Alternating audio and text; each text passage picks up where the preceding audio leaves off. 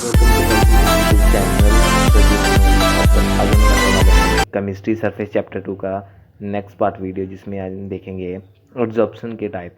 Adsorption के आगे दो टाइप होते हैं, फिजिक्स ऑप्शन और केमिक्स ऑप्शन, जिसको हम ब्रीफली आज रीड करेंगे। और ये दोनों ही टाइप बहुत ही ज़्यादा इंपॉर्टेंट है। इसके पहले हम डिफरेंस देख लेते हैं। दोनों का डिफरेंस हमने करना है, ये एग्ज़ाम बोर्ड एग्ज़ाम में भी आता है। इसका पहला डिफरेंस हम देख लेते हैं। तो पहला डिफरेंस हमें कहता है कि इसमें जो मॉलिक्यूल्स के बिटवीन बॉन्ड होते हैं वो वैंडर वॉल्स फोर्सेस में बनते हैं, बल्कि वो बहुत ही वीक फोर्सेस होती है। वैंडर वॉल अट्रैक्शन फोर्स जिसे हम कहते हैं नॉर्मल लैंग्वेज में, अट्रैक्शन फोर्स से बनती है। और ये आप डायग्राम देख लीजिए वैंडर वॉल का। और केमिक्स ऑप्शन में जो बॉन्ड बनते हैं वो केमिकल्स ऑप्शन है, तो समझ लीजिए केमिकल बॉन्ड बनेंगे जो कि बहुत ज़्यादा मजबूत होता है, जिसे हम आयोनिक बॉन्ड भी कहते हैं। ये बॉन्ड फिजिक्स ऑप्शन से ज़्यादा स्ट्रॉन्ग होते हैं, जिसका डायग्राम देख लीजिए। अब नेक्स्ट पॉइंट है, it is a relative week.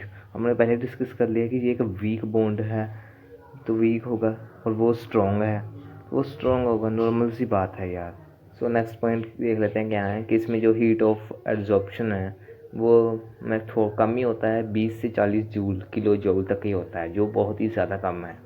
और इधर हीट ऑफ एब्जॉर्प्शन इतना ज़्यादा है, वो किसके लिए, स्ट्रॉन्ग बॉन्ड की वजह से 200 से 400 तक, 40 से 200 किलो जूल तक चल जाता है। आप खुद ही सोच के देखिए। आगे नेक्स्ट पॉइंट है क्या कि ये रिवर्सिबल होती है, जैसे कि ये प्रोसेस जो है वो इक्विलिब्रियम में रहती है। और दूसरी केमिक्स option, it is not a reversible. इसमें आपको जो प्रोडक्ट मिलता है वो वापस रिएक्टेंट तो नहीं बन सकता, और रिएक्टेंट प्रोडक्ट भी नहीं बन सकता। सो नेक्स्ट पॉइंट,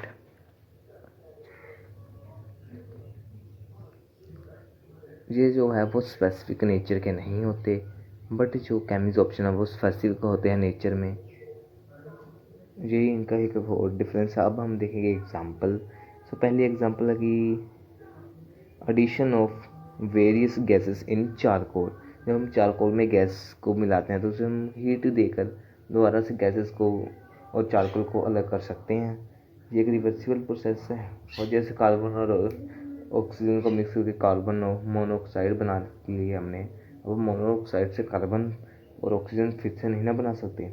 और जितने भी मेटल है वो सब यही है। तो गाइस नेक्स्ट टॉपिक क्या बनेगा हमारा, फैक्टर जो अफेक्ट करते हैं एब्जॉर्प्शन को। सो पहला फैक्टर है नेचर ऑफ रिएक्टेंट, कि रिएक्टेंट का रिएक्शन और नेचर ऑफ एड्जॉर्बेंट जैसे रिएक्टेंट आ गया, गलती सॉरी गाइस। और दूसरा है नेचर ऑफ गैस, तीसरा है टेम्परेचर। ये तीनों ही बहुत इंपॉर्टेंट है, आगे हम ब्रीफ में इनके बारे में स्टडी करेंगे। सबसे पहले नेचर ऑफ एड्जॉर्बेंट। एड्जॉर्बेंट क्या होता है, वो जैसे हम सल्यूट और सोल्यूशन में पढ़ा था ना, सोल्यूशन कैसे बनता है, सोल्यूट प्लस सॉल्वेंट, वैसे ही होता है। अब वैसे एड्जॉर्प्शन कैसे होती है, एड्जॉर्बेट और एड्जॉर्बेंट से, कि जो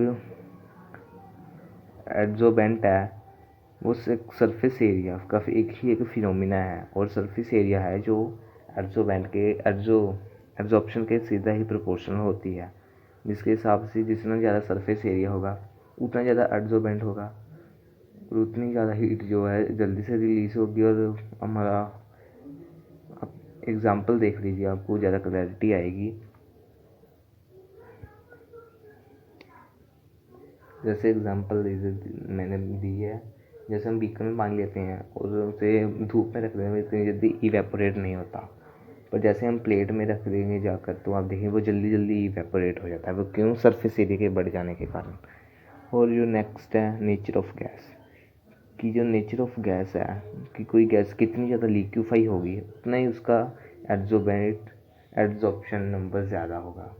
और लिक्विफाई होने का मतलब वो कितनी जल्दी लिक्विड बन जाती है, जिसके अंदर ये क्वालिटी होगी वो तो ऑब्वियसली उसका एड्जॉर्प्शन पॉइंट क्या होगा, ज़्यादा ही होगा। तो ये NCERT की बुक में चार्ट दिया रहता है, वो आप लोग देख लीजिए एक बार। सबसे पहले हम कार्बन डाइऑक्साइड, फिर मीथेन, अमोनिया और हाइड्रोजन के बीच में देख लेते हैं। वो क्रिटिकल टेम्परेचर है जो, और क्रिटिकल टेम्परेचर होता है एक नॉर्मल टेम्परेचर होता है, इनका भी फ़र्क हम आगे देखेंगे। जो क्रिटिकल टेम्परेचर होता है वो एब्जॉर्प्शन के सीधा प्रोपोर्शनल होता है, उसमें कोई फ़र्क नहीं होता ज़्यादा। और जो नॉर्मल टेम्परेचर होता है वो इन्वर्सली प्रोपोर्शनल होता है एब्जॉर्प्शन के। वो क्यों होता है? क्योंकि क्रिटिकल टेम्परेचर ऐसी पॉइंट होता है जिस पर पहुँच कर जो है उस गैस लिक्विफाई होना स्टार्ट हो जाती है, जिसके कारण से वो उसके डायरेक्टली प्रोपोर्शनल बन जाता है। और आगे जो हम ग्राफ देखें तो आपको ज़्यादा क्लैरिटी आएगी। जो क्रिटिकल टेम्परेचर हमने पॉइंट लिया उसके नीचे नीचे जो भी गैसेस हैं जिसका भी टेम्परेचर ज़्यादा है उसका लिक्विफाई होने का चांस कम है, मतलब उसकी एब्जॉर्प्शन भी कम है। तो थैंक यू गाइस।